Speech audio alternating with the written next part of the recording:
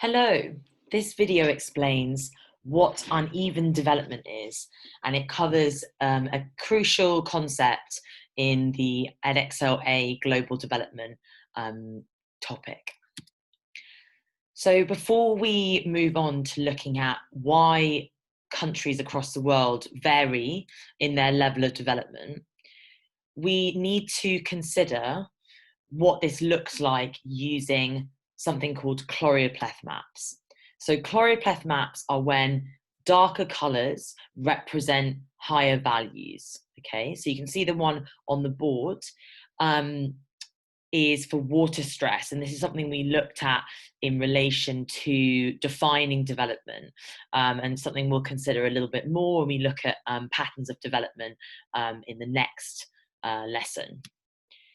So pause the video for a moment and try to match up the description of our 4 measures of development. So these are the 4 that you need to be able to define and also explain the sort of the use of and the value of. So what's the benefit in using these different measures of development? And if you watch the first 2 videos, you'll remember that actually development is quite a difficult thing to define. There's lots of different ways of doing this, hence why we have many different measurements. If you would like to skip ahead, you can, or you can pause the video and read for yourself. I'm going to read out the descriptions for you and you can match these up. So, first description. Created by the NGO Transparency International, this is a measure of social and political development. It combines data about fair elections, politicians misusing public money, and freedom of press. Think about which one that might be. Second description gives a more complete picture of social and economic development by combining life expectancy, mean years in schooling, expected years in schooling, and GNI, gross national income. This includes overseas earnings, so it's different to GDP, GNI. Third description measures economic development in a more representative way by looking at income distribution across the population of a country. It compares the proportion of highest earning people to the lowest earning to produce a measure of economic inequality. And finally, a major indicator of economic development made up of the total value of goods and services produced within a country in 1 year. Okay, let's see if you got these right.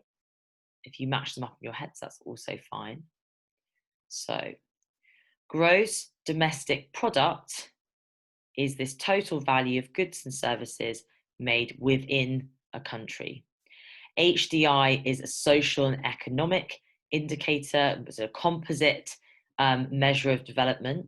Okay, for those of you wanting to remember that key term. Corruption Perceptions Index is Transparency International, quite a new measure of development, but very useful when looking at whether governments are fulfilling public services, are investing money in infrastructure. This is often not the case in countries that are experiencing civil war. And then finally, the Gini index is that measure of economic inequality. Okay, next task. So, quick true or false for you. This will test sort of whether you understand these different types of measuring development, and again, what the kind of value of these are. So, GDP per capita is a more accurate measure of economic development. This is true. This is because if you do not look at per capita, which means per person, then you are ignoring the population size of that country. So you might get a country like Switzerland that has, resume share, there we go. Switzerland that has quite a small population, but a very, very high GDP. And what you'll find when you divide the total GDP by the total population, then you will see that actually proportionally, even though they might not be the richest country in Europe, that their people in their country are incredibly wealthy and well off, the majority, or the sort of the average anyway. So lower GDP, the lower the HDI score, the more developed the country. This is false. HDI scores, the higher HDI scores mean they're more developed. C, HDI measures social development. This is false. It measures social and economic development. And D, civil war is the main cause of political corruption. This is true. Often civil war is the main reason why a country would experience corruption. And this might mean governments having bribes from private companies, essentially not functioning within the law of their own country. Okay. Now, remember this prediction from the last lesson. Let's see if you got this right. Where in the UK would you earn the highest wages? If you said London or the Southeast, you would be correct. So this map shows the median earnings in a region, or they might measure it by a ward, which is where you vote, okay? So the purple colours, which is kind of a good indicator of a good way of us seeing actually how sometimes the maps that we use, the chloropleth maps, are maybe not that easy to read because the colours are quite similar. So it's not immediately obvious necessarily that purple, this purple colour, is more than the red colour, okay? So that's something to consider because you might be asked about how easy it is to read a kind of graph or map, okay? So the Southeast, London and the Southeast are the highest earning areas of the country. Their wages are sort of far beyond the average the median average in other parts of the country, okay? And we'll think about why this is in the next lesson. This shows us on this map that the UK has uneven development, that the development across the country, i.e. how much money people have, people's quality of life, is not even. There is inequality across the UK. So we are going to practice answering a describe question. Now, this kind of describe question will be applied to something like the map that we've seen on the previous slide, okay? And we're going to look at that in a second. When you answer a describe the distribution question, this is always for distribution, there is a really key way, or key rule, sorry, to be able to get 3 marks. And you need to try and use this every time you answer a describe the distribution question. So first, we're going to describe the general pattern. Overall, in the UK, the southeast of England earns higher wages than the rest of the country. Then we're going to give some specific evidence. So trying to use the data from the map or the graph, making sure that you actually use place names, you use the actual numbers themselves. And then an anomaly, something that does not fit the general pattern. So something that stands out as being maybe a sort of unique place that we want to mention in our answer. And that would get you three marks. So I'd like you to pause the video. This kind of question should take you no more than 3 minutes. I've given you the value of the different median earnings in the colours on this key. So make sure you always use the key in this kind of question. And I'd like you to use that sentence structure. So you should have 3 sentences, 1 for general pattern, 1 for evidence, and 1 for anomaly. Pause the video, time yourself 3 minutes, and let's see how you get on.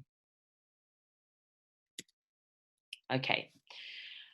I'm going to show you a model answer for this. Try to look back at your own answer and see if you got 3 marks. See if you think this is similar. Doesn't have to be exactly the same, but similar to the one that I have written. Okay. So overall, good way to start a general pattern sentence. Overall, the southeast of the UK has the highest median earnings. Evidence. For example, again, nice way to start an evidence sentence. the median earnings in most London boroughs is over £30,000 per year, compared to £25,000 or below in the rest of the country. So I've given quite specific comparisons and tried to use as much data as possible to make it clear that I understand the difference between the southeast and the rest of the country, in the north and the Midlands, okay? However, so this is an anomaly, so this does not fit the pattern. So you're giving something that is not fitting that overall pattern. That's why I'm saying however. There are small areas on the west coast of Scotland,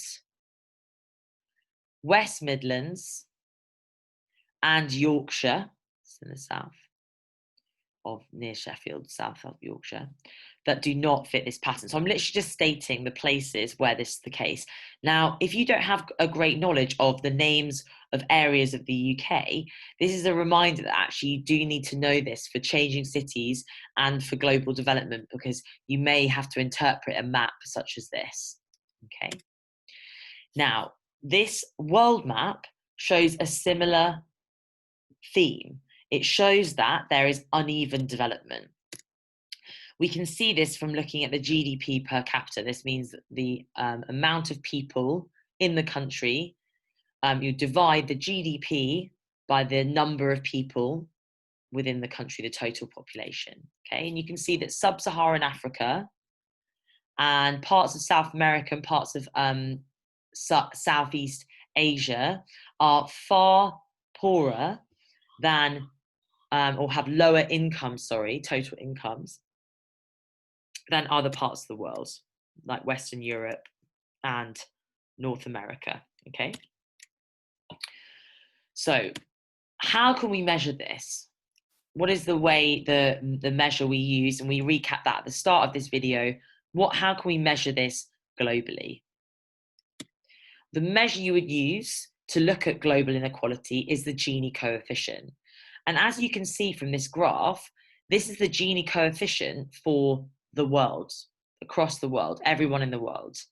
So since 1820, we can see that inequality has risen, okay? We can see that it's slightly dipped and got a little bit better since 1992. This is from countries, some emerging countries, and even countries like our own, the UK, sort of narrowing the gap between rich and poor. But generally, if you look at the kind of statistics, if you look at it within the country, it shows that most countries globally have become more unequal, okay?